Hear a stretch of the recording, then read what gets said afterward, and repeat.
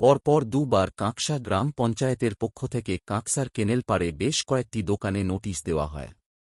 কাঁকসা পঞ্চায়েতের পক্ষ থেকে জানতে চাওয়া হয় যে ওই ব্যবসায়ীরা কার অনুমতিতে দোকান ঘর নির্মাণ করেছেন তার তথ্য পঞ্চায়েতে জানানোর কথা বলা হয়। বারবার ব্যবসায়ীদের নোটিশ করায় এবার ব্যবসায়ীরা কংগ্রেসের দ্বারস্থ হলে কংগ্রেসের পক্ষ থেকে তাদের পাশে দাঁড়িয়ে ব্যবসায়ীদের সাথে নিয়ে কংগ্রেস কর্মীরা কাঁকসার বিডিওকে ডেপুটেশন দেন। প্রসঙ্গত, কাঁকসার মোল্লাপাড়ার কাছে কেনেলপাড়ে ডিভিসির উপর গত প্রায় 6 মাস ধরে বেশ কিছু দোকান নির্মাণ করা হয়। সেগুলি অবৈধভাবে নির্মাণ করা হয়েছে এমনই দাবি করে সরব হন কাঁকসা পঞ্চায়েতের বিরোধী দলনেতা আনন্দ কুমার। কাঁকসা পঞ্চায়েত প্রধানকে এই বিষয়ে তিনি লিখিত অভিযোগ জানান। অভিযোগের ভিত্তিতে বিষয়টির তদন্তে নেমে পঞ্চায়েতের পক্ষ থেকে কয়েক মাস আগে নোটিশ দেওয়া হয়। সেই নোটিশের জবাব না মেলায় পুনরায় নোটিশ করে পঞ্চায়েত। সেই নোটিশ পাওয়ার পরই একজোট হয় ব্যবসায়ীরা।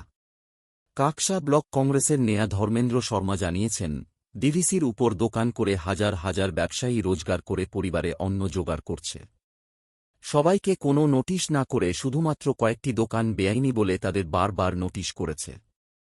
পঞ্চায়েতও কোনোভাবেই ব্যবসায়ীদের উচ্ছেদ করতে পারে না। ওই কয়েকজন ব্যবসায়ীর সাথে ব্যক্তিগত শত্রুতা আছে নাকি অন্য কোনো কারণ সেটাও স্পষ্ট জানা যায়নি।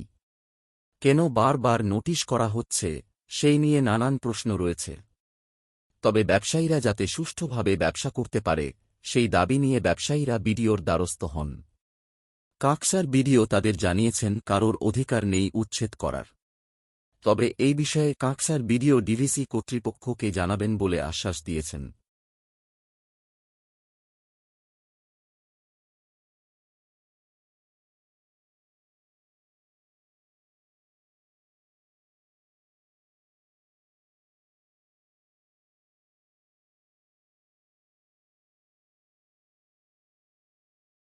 ভিডিও স্যারে কি আশ্বাস দিলেন? ভিডিও স্যার আশ্বাস দিলেন কি ভিডিও স্যার বললেন এটা পঞ্চায়েতের ভাঙা অক্তিয়ারে নাই, আর নাই ভিডিও স্যারের নিজের কাছে আছে। এটা ডিবিসি যার জায়গা আছে ওনার কাছে, ওনার কাছে অক্তিয়ার আছে, ভাঙবে কি ভাঙবে না। এই আশ্বাসটা আমরা পেলাম যে আমরা ডিবিসিকে পাঠাচ্ছি, ডিবিসি যা ব্যবস্থা নেবে ওনারা নেবে। আমরা এর মধ্যে আমাদের কোনো ক্ষমতা নেই কাউকে নোটিশ করার না কাউকে ভাঙার।